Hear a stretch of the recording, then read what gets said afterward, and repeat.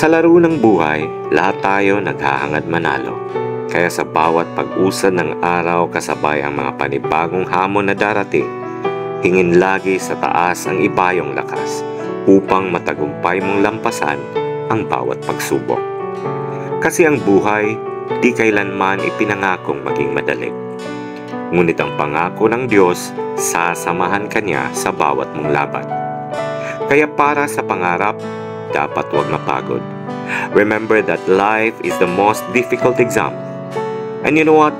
Many people fail because they try to copy others without realizing that everyone has a different test paper.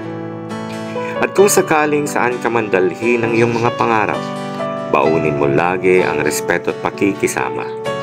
Because in this game called life, winning comes in different forms. So play it well without hating and hurting each other. Walang trabaho madali.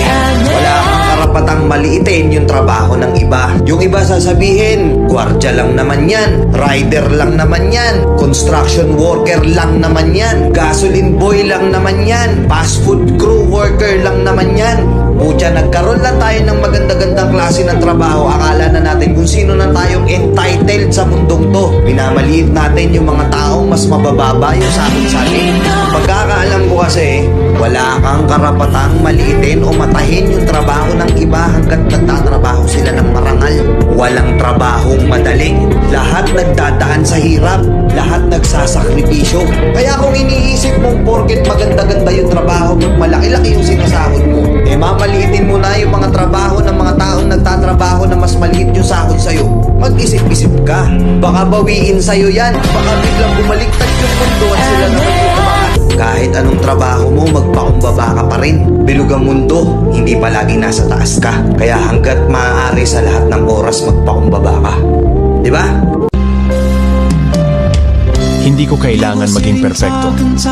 Ang mahalaga ay patuloy akong natututo at lumalago sa bawat karanasan.